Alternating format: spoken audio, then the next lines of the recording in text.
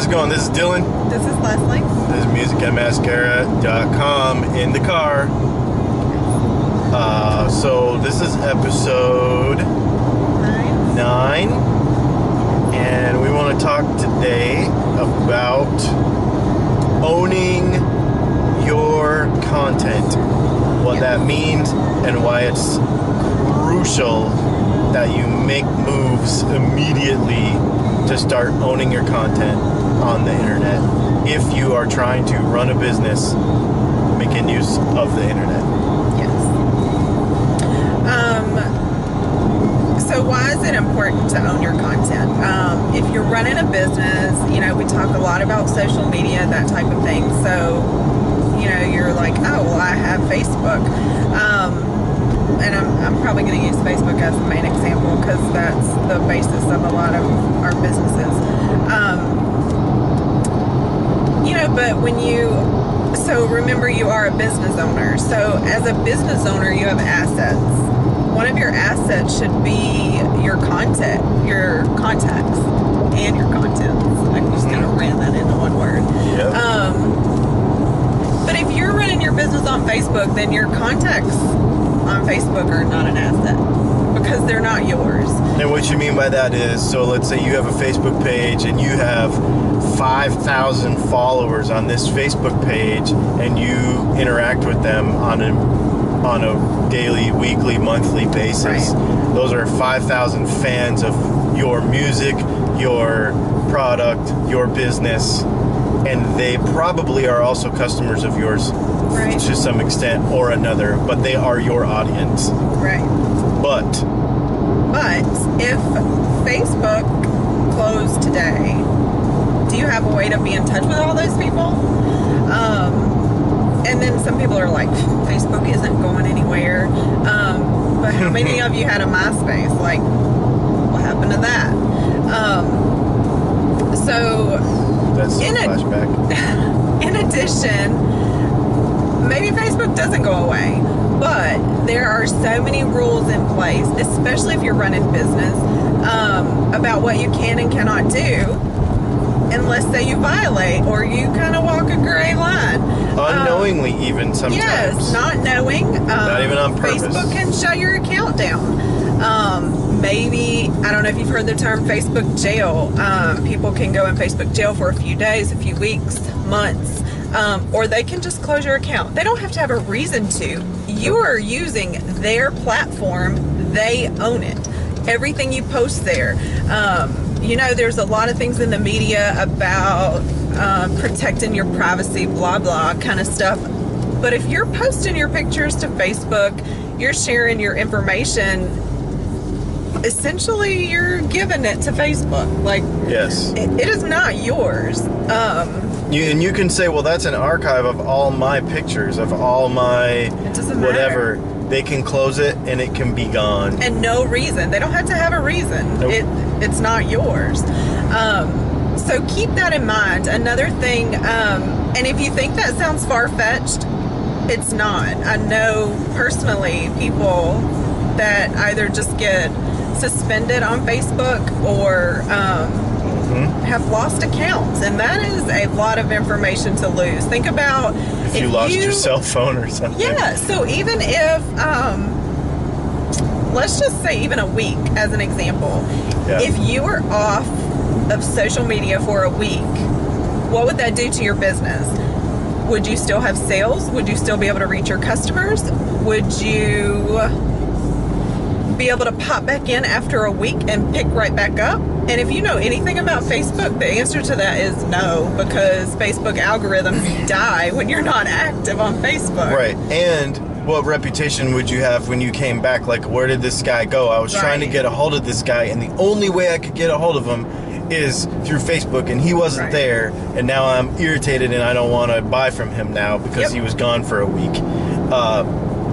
Because you've not captured that customer. You are just coexisting in space with them. Right. When you only utilize social media. And that doesn't just include that. That also includes YouTube, Yes, especially YouTube. Especially YouTube. Because if you're using YouTube, I'm guilty of this. I use YouTube as like a storage facility for video. Yep. If they shut my YouTube account down, I've lost a lot of, I mean, we won't even say business. I will lose a lot of personal videos that are important to me. Right. And also Instagram, you don't own those photos. Right. None of that stuff. Which, side note, if you're a photographer and you're putting your work up on Instagram without watermarks or anything, yes. Since you don't own that content, anybody can use it and make money off of you. Yep. So you be careful with that, because they're stealing your livelihood, but they're not even stealing it because you don't own it once you stick it up there. Yeah. So you have to put it up there with some kind of watermark or something to make it. And even then, I mean, if they wanted a watermark on there. And I also want to say, because maybe I gave the illusion that you would have to do something for this to happen to you. You could be reported. It could be an accident. It doesn't matter.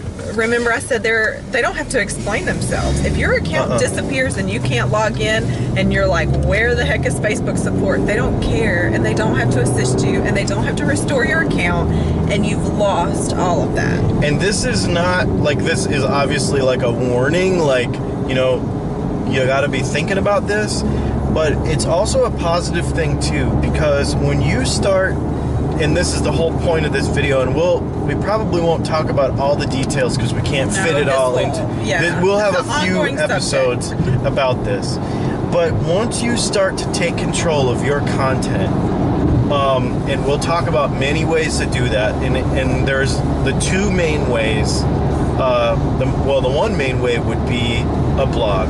Yes. That is hosted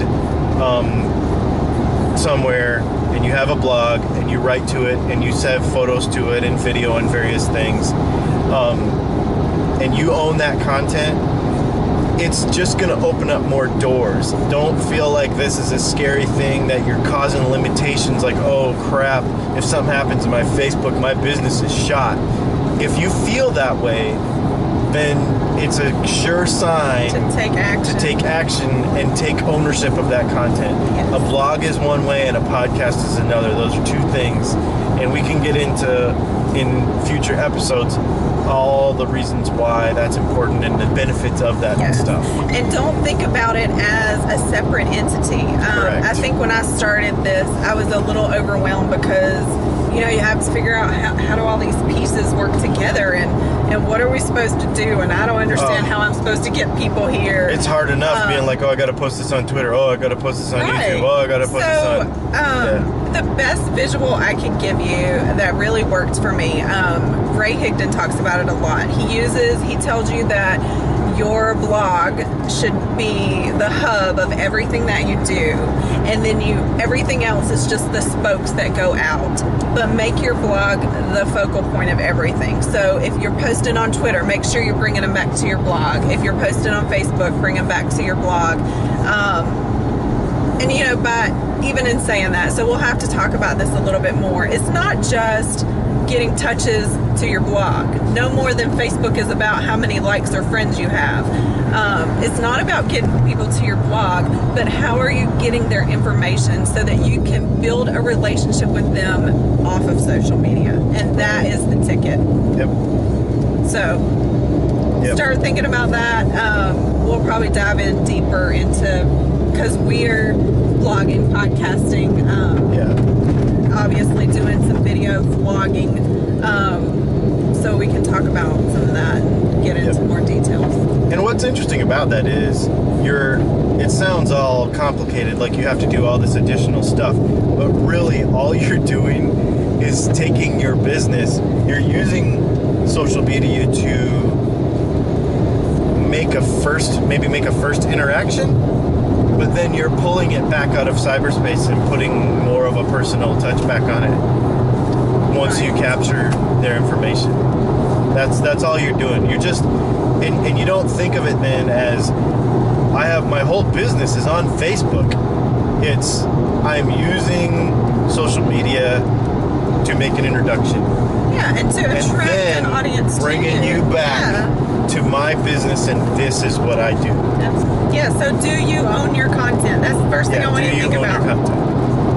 If you're only running business on social media, and if you're only utilizing, if you're with a network marketing company and you're only utilizing your company's back office, what if you weren't with that company tomorrow?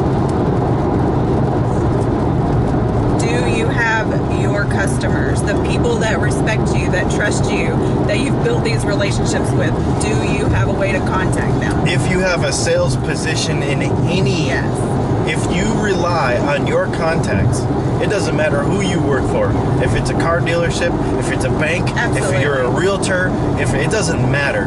If you rely on your contacts to do your business, where is that information? And is it yours? Is Yes. it yours? And do you own it? So that literally, if you had to, God forbid, walk out of whatever you were doing and start over, Absolutely. those names are gold. And you got to have those names and those people so that you can continue with the least amount of impact possible.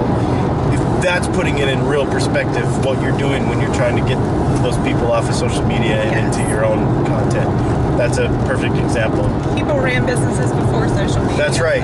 And it was all about their book, their Rolodex. Yes. It was all about their Rolodex. Because that is your It's the same biggest thing. asset in business, period. Yep, it's the same thing.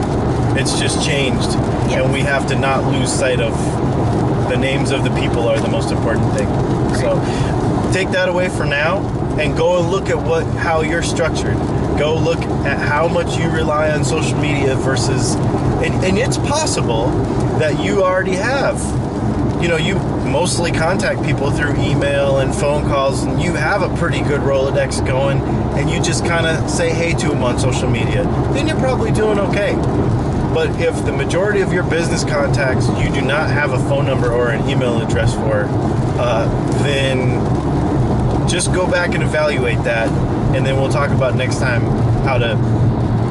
we'll start talking about how to get into doing that. So go look at that. It's a safe thing to do.